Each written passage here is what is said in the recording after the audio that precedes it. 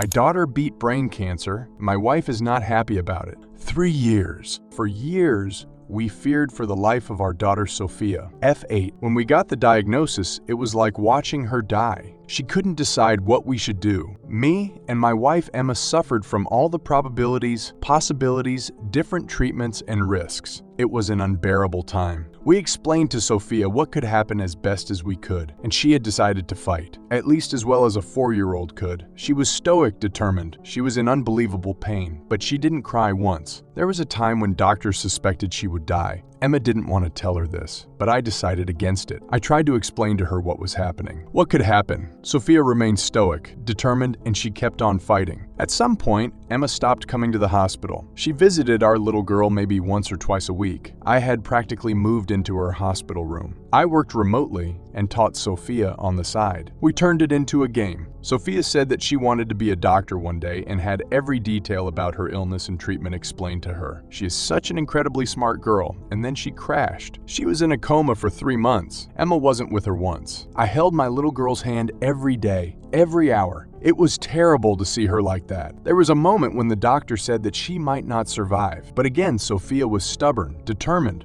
At some point in the middle of the night, she woke up and squeezed my hand. She couldn't speak and could barely keep her eyes open, but she reacted, and she recovered quickly. I immediately let Emma know that our girl was on the mend, but Emma didn't respond. She didn't come over. It was a hard decision, the last chemo, but Sophia insisted. I don't know what it was. She survived the last lap, came home, and we waited. Emma was almost never home, and Sophia didn't ask about her. It was just me and my little girl. A year after the last treatment, we received the news that she was cancer-free. My wife wasn't there to be happy with me. It was just me and Sophia. I called Emma. She didn't even answer her phone. I sent her a WhatsApp and only got an emoji in response. I didn't tell Sophia, but she didn't seem to care either. We went to McDonald's, then a movie, and we will soon be spending a long weekend at Disney World, which we started planning when we got home. When Sophia was in bed, Emma came home. I told her again that Sophia was healed. She just nodded and went into the guest room. I do not know what it is, but I think this family is at the end, and it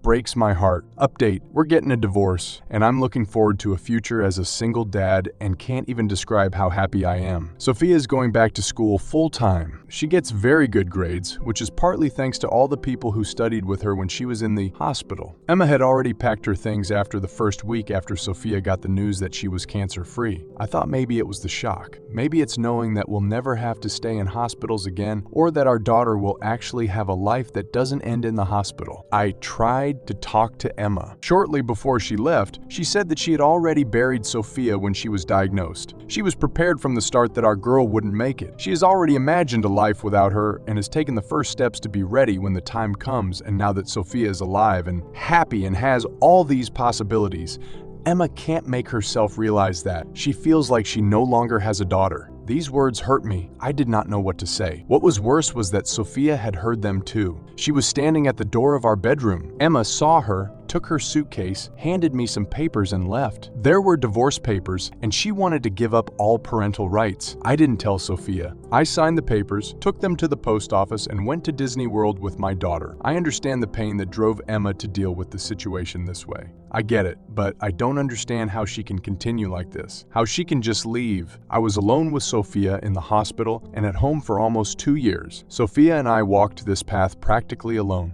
and my little one won the war. Maybe that's the reason why it's so easy for me to live and enjoy my new life with my daughter. I don't miss Emma. Maybe that makes me the actual bad guy in all of this.